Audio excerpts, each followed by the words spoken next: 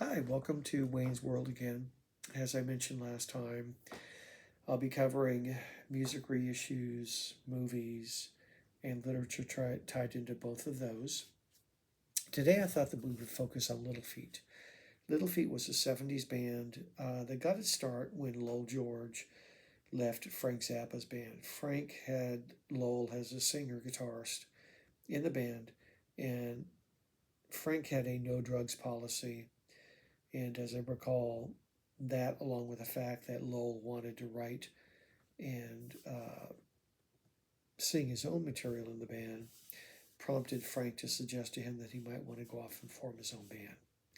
Frank had an interesting way of letting people go. I think that was kind of a creative way. It also allowed Lowell to explore his own muse, so to speak. Lowell, who unfortunately passed away at the end of the 70s, I believe it was 1979, Lowell managed to meet up with Bill Payne, who was looking to join a band and who came out to California. And Lowell and Bill provided the nucleus for Little Feat.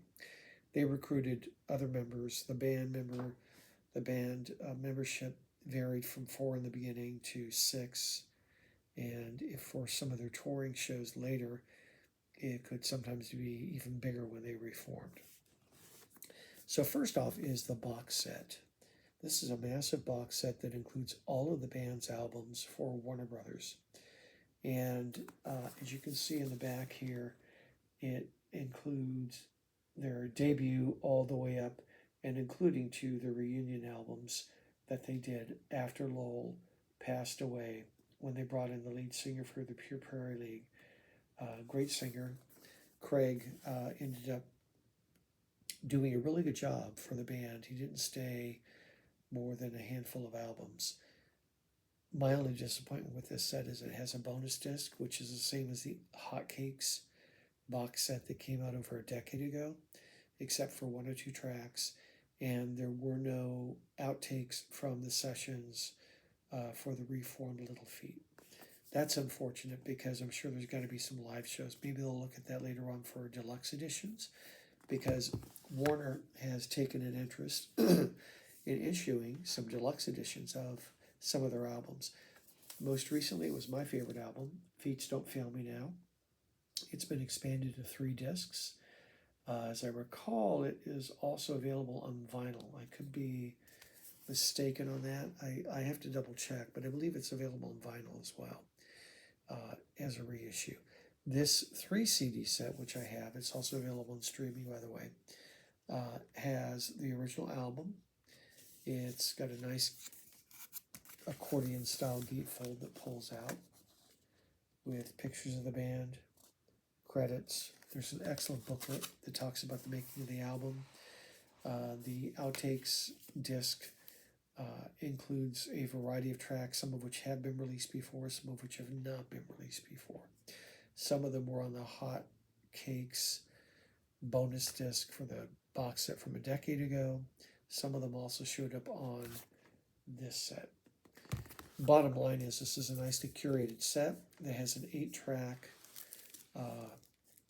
live show that they did in France. And I'm thinking it's only 8 tracks because they must have opened for another band. The good news is that the sound quality, while not as good as a current live album might be, is pretty good. I do recommend it to fans of the band. There's also 2 other reissues. My second favorite album by them, which is Dixie Chicken. This was, as I recall, the album that was recorded on the houseboat. And some of the tapes that may have outtakes for this album may have gone down with the ship. I don't. That's the rumor. However, they do have a healthy selection of outtakes, some of which have been previous released, some of which have not. This is only a 2-disc set. The second disc primarily consists of a live show. Again, it looks like they might have opened again It was at Paul's Mall in Boston, April 1st, 1973. If you're a Feet fan and into their style of music, that's recommended as well. There is also a third album that's been reissued by Warner, and that is Sailing Shoes. This was another strong album from the band. This still had the four-piece. They hadn't expanded themselves at this point. It's got some excellent material. The outtakes, or the Hotcakes Outtakes and Rarities disc, also includes part of a live show, or maybe the entire live show where they opened for another band. It's not like 20 tracks or something, it's about 10 tracks. And I take that back, it's 9 tracks.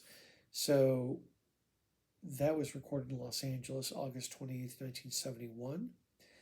And it also includes outtakes and rarities. The outtakes and rarities include some tracks that were on the previously issued box set, 2 box sets that have come out.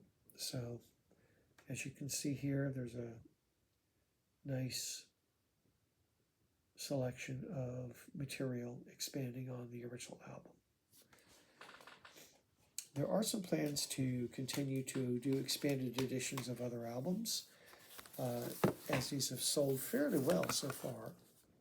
There's also a vinyl version of Lowell George's solo album, Thanks, I'll Leave It Here. Lowell decided to break up the band after he had felt that it had run its course. My understanding is his plan was to break up the band and then to reform the band under the Little Feat name a little later with a completely new set of musicians contributing to it, because he was rather frustrated with the interest in moving in more of a kind of jazzy rock direction for the rest of the band. There is one other box set of note, by the way, and it is the first deluxe that came out. That is Waiting for Columbus, which is one of their best-selling albums. It was originally a double live set. This set is a nicely packaged set that includes an excellent booklet that has plenty of photos,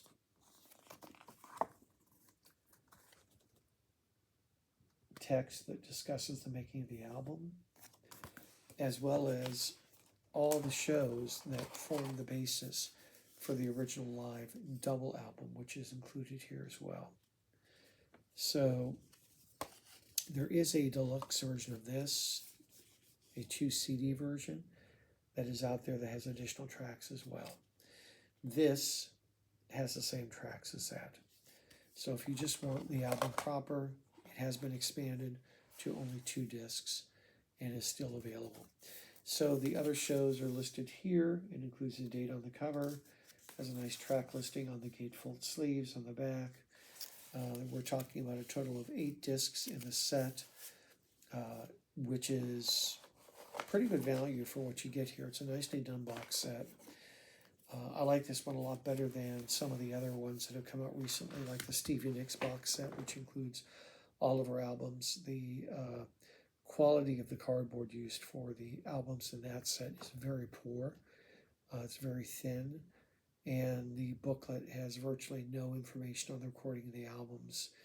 It's got a couple of pictures and credits. It's not to my mind, if you're going to pay good money for a box set, like a complete albums box set, go big or don't go at all for these things, because people want that aspect of it. One of the flaws of this set that we talked about earlier is it has no booklet. It does have nice gatefold reproductive sleeves of all the albums. It's good cardboard. It's not as good as, say, what you might get from a Japanese reissue, but it's better than the Nicks one and some of the other ones that have come out. For those completists, I don't know if this is still available from MoFi, but MoFi did put out a remastered version of Dixie Chicken, Sailing Shoes, all of these are gatefolds, and also their debut album. They all sound quite nice. I know some people are critical of some of the smiley face EQ that can be used on some of MoFi's releases. I don't think any of these have that. They did a pretty good job with it. None of those are SACDs if you're looking for that aspect. It's just a gold CD. So, but they are worthwhile to pick up if you're a fan of the band, if you want some of the best sounding versions. I do think that the remasters for the multiple box set here that Rhino recently, Warner's put out, uh, are actually pretty darn close in terms of sound quality. So if you're a Little Feat fan, now's the time. A lot of stuff is getting released. I would pick it up before it disappears. As physical media becomes less and less popular over time, these sets will kind of vanish and they're going to demand some pretty big prices. Uh, Also, I'd point out that since these are not new releases anymore, they didn't come out like last week. The pricing on them may be lower than when they were new and if they weren't discounted. They are available at multiple online retailers. I've even seen them in some uh, independent uh, record stores as well. Not sure. I seem to remember that the expanded editions for these so far, as I recall, may not have been put on vinyl yet. I'll have to double check, and I'll update this if it turns out that they have been. The expanded version of Thanks I'll Eat It Here with Lil George right now as of today is only available on vinyl. It's got some additional tracks. They are talking about bringing it to CD as well. They released it for Record Store Day. I don't know if it's available anymore. I honestly don't know how big a seller that album would be. I know Little Feat tends to have some pretty rabid, devoted fans, but I don't know that that always translates to their solo stuff.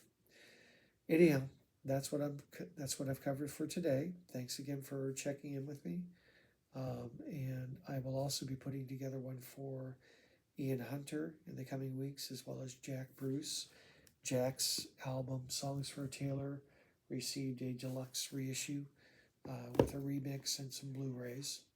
That will be on our agenda next time. Thanks and have a good day, guys. Bye-bye.